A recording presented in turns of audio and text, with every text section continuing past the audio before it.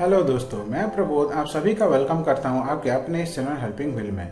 तो दोस्तों, क्या आपका सिबिल स्कोर बहुत ही कम है और उसके वजह से आप कहीं पे भी अगर लोन का एप्लीकेशन डालते हैं तो वो रिजेक्ट हो जाता है। तो दोस्तों, अगर आप भी इसी परेशानी से गुजर रहे हैं तो हम आपके लिए एक बहुत ही स्पेशल वीडियो ला के आए हैं। तो दोस्तों, आज के वीडियो में हम आपको बताएंगे कि आप यूनियन बैंक ऑफ इंडिया से बिना सिबिल स्कोर के भी कैसे लोन ले सकते हैं। जी हाँ दोस्तों, चाहे आपका सिबिल स्कोर बहुत अच्छा हो यानी कि 750 से ऊपर या फिर जीरो ही क्यों ना हो, यूनियन बैंक ऑफ इंडिया आपको देती है बहुत ही आसानी से पर्सनल लोन 15 लाख तक।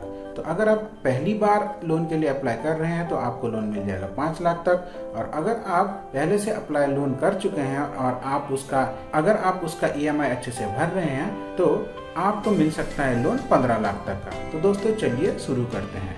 इससे पहले कि हम ये वीडियो शुरू करें, हर वीडियो की तरह हमारी एक ही रिक्वेस्ट रहेगी कि प्लीज़ आप हमारे चैनल को सब्सक्राइब कीजिए और हमारे वीडियो को लाइक कीजिए। तो दोस्तों, चलिए शुरू करते हैं। तो दोस्तों, जैसे कि आप देख सकते हैं, हम यहाँ पे आ गए हैं यूनियन बैंक ऑफ इंडिया के ऑफिशियल साइट पे unionbankofindia.co.in।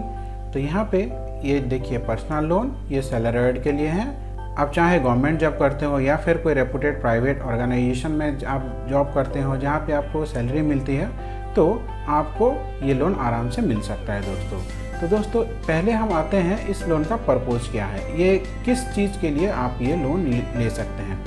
To meet personal expenses, आप कोई भी अपनी पर्सनल खर्चे के लिए ये लोन ले सकते हैं, जैसे कि मैरिज, आपकी शादी हो गई, परचेज ऑफ कंज्यूमर ड्यूरेबल्स, आप कोई चीज़ खरीदना चाहते हैं, ट्रैवल, आप कहीं पे घूमना चाहते हैं, जाना चाहते हैं, आपका हॉलीडे पैकेज, ये सब के लिए आपको ये लोन मिल जाता है दोस्तों। अब पर्सनल लोन सैलरीड एलिजिबिलिटी, इस लोन के लिए आपकी एलिजिबिलिटी क्या क्या होना चाहिए। Loan under the scheme is divided into 2 categories, यह लोन 2 कैटेगरीज में इसको डिवाइड किया गया है। पहले होता है स्कीम ए यानी कि टाई अप, दूसरा होता है स्कीम बी यानी कि नॉन टाई अप। तो चलिए इस स्कीम ए और स्कीम बी को, यानी कि ये 2 कैटेगरी है, इसको एक एक करके समझते हैं। तो यहाँ पे आप देख सकते हैं स्कीम ए के अंडर आ जाता है permanent confirmed employee of reputed private institution और ऑर्गेनाइजेशन ऑफ इंडिया। इंडिया में जितने भी रेपुटेड प्राइवेट ऑर्गेनाइजेशंस हैं, वहाँ पे अगर आप जॉब करते हैं तो ये लोन आपको आसानी से मिल जाता है दोस्तों। एप्लीकेंट मे और may not maintain salary account with us, यहाँ पे इसकी खास बात यह है दोस्तों कि जो दूसरे बैंक होते हैं आपको पर्सनल लोन तभी देते हैं जब आपकी सैलरी अकाउंट उनके बैंक में होती है, पर यहाँ पे आपकी सैलरी अकाउंट यूनियन बैंक में है या फिर नहीं है, आपको पर्सनल लोन यहाँ पर आराम से मिल जाता है। मिनिमम मंथली ग्रॉस सैलरी, आपका जो सैलरी होता है वो अगर आपको 15,000 से स्टार्ट होता है तो आपको ये लोन आराम से मिल जाता है। पर अगर आप मेट्रो सिटीज़ में जैसे कि दिल्ली, मुंबई, कोलकाता, चेन्नई, बेंगलोर, पुणे, अहमदाबाद, इस जैसे सिटी में रहते हैं तो आपका सैलरी कम से कम 20,000 रुपये होना चाहिए, तभी आप इस लोन के लिए एलिजिबल हो पाएंगे दोस्तों। अब चलिए देखते हैं हम स्कीम बी की तरफ। यहाँ पे परमानेंट और confirmed employ of reputed private institution organization of India होना चाहिए।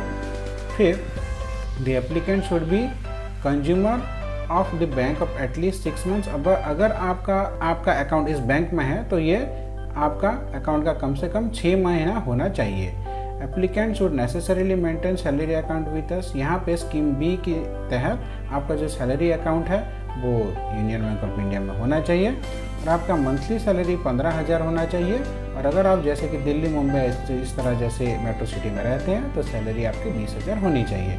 तो स्कीम ए की तरफ आप वो लोग जाएंगे जिनका यूनियन बैंक ऑफ इंडिया में सैलरी अकाउंट नहीं है, यहाँ पे वो लोग जाएंगे जिनका यूनियन बैंक ऑफ इंडिया में सैलरी अकाउंट है। तो अब हम आते हैं दोस्तों अपने नेक्स्ट चीज़ के ऊपर, वो होता है क्वांटम। आपका जो आप कितने रुपए तक का मिनिमम लोन ले सकते हैं, कम से कम, इसके कोई लिमिट नहीं है दोस्तों। आप चाहे 5,000, 10,000, 15,000, कितना तक का भी आप लोन ले सकते हैं। फिर आप मैक्सिमम कितना लोन ले सकते हैं, जैसे कि स्कीम ए टाई अप, ये वाले आप 15 लाख का रुपये ले सकते हैं, और जो स्कीम बी है वो आप 5 लाख रुपए से 15 लाख का रुपये तक का लोन ले सकते हैं। तो अगर आप पहली बार लोन ले रहे हैं, न्यू और फर्स्ट टाइम बरोबर, तब आपको मिल सकता है 5 लाख रुपए तक का लोन। और अगर आप एग्जिस्टिंग बोरोवर हैं तब आपको मिल सकता है 15 लाख रुपए तक का लोन। पर यहाँ पे एक छोटा सा कंडीशन है कि existing borrower with A satisfactory repayment record of 2 years. अगर आपने पिछले कभी लोन लिया है तो पिछले 2 साल के अंदर आपका जो रीपेमेंट का रिकॉर्ड है वो अच्छा होना चाहिए। ऐसा नहीं होना चाहिए कि आपका EMI बाउंस हुआ हो, तब आपको आराम से 15 लाख रुपए तक का लोन मिल जाता है दोस्तों। फिर आते हैं दोस्तों नेचर ऑफ फैसिलिटी, ये एक टर्म लोन होता है। अब आते हैं दोस्तों हम अपने नेक्स्ट पॉइंट के, आपकी उम्र। आपका उम्र कम से कम 18 साल होना चाहिए और मैक्सिमम जो है उसका कोई लिमिट नहीं है। आप मैक्सिमम जब भी आपका जो लोन का आप जहाँ पे जॉब करते हैं उसका जो रिटायरमेंट एज है उससे पहले आपका लोन अप्लाई करना होगा दोस्तों। फिर मार्जिन, यहाँ पे कोई भी बैंक अपने पास कोई भी मार्जिन नहीं रखती है। आप जितना रुपए तक का भी लोन अप्लाई करते हैं उसका पूरा का पूरा लोन आपको मिल जाता है पैसा। फिर आता है दोस्तों personal loan for salary rate of interest. इसका रेट ऑफ इंटरेस्ट 13% से 17% के बीच में रहता है। आप यहाँ पे यहाँ पे क्लिक करके इसको आप अपने हिसाब से इसको देख सकते हैं। और इसका एवरेज वैल्यू 12-13% से 17-18% तक रह जाता है दोस्तों। फिर पेमेंट टेन्योर, आप कितने साल में इस लोन को रीपेमेंट करेंगे। तो यहाँ पे आप देख सकते हैं दोस्तों ये वाला वैल्यू 60 मंथ है। 60 मंथ मतलब 5 साल।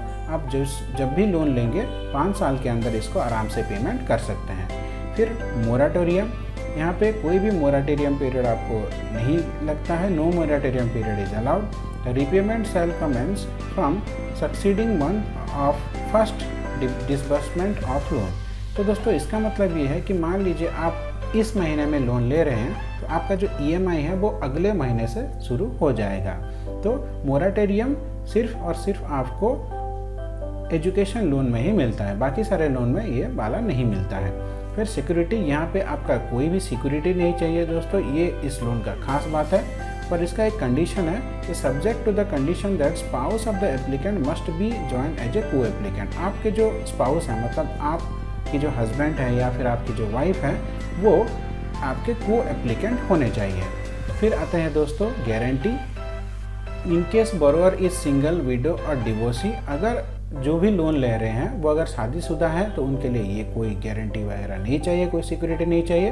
अगर आप सिंगल हैं या फिर विडो हैं या फिर डिवोर्सी हैं तो आपकी एक पर्सनल गारंटी चाहिए होगा, जो कि आपके अब ये पर्सनल गारंटी कौन हो सकते हैं, जो भी आपके साथ काम करते हैं वो उनमें से कोई भी आपका पर्सनल गारंटर हो सकते हैं दोस्तों। फिर personal loan salaried EMI calculator, ये थोड़ा जानने की चीज़ है दोस्तों कि आप जितना भी लोन लेते हैं आपको उसके हिसाब से कितना EMI देना पड़ेगा। तो चलिए इसको हम एक बार देख लेते हैं। तो दोस्तों इसको जानने के लिए सबसे पहले हम यहाँ पे क्लिक करेंगे, प्लीज़ क्लिक हियर।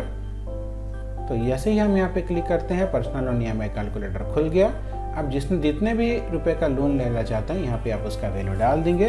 मान लीजिए मैं 1 लाख रुपए का लोन लेना चाहता हूँ तो यहाँ पे मैं 1 लाख डाल दूंगा। फिर इंटरेस्ट रेट आप जिस टाइम पे लोन लेंगे उसके हिसाब से जितना भी इंटरेस्ट होगा, मान लीजिए अभी मैं डाल देता हूँ 14%।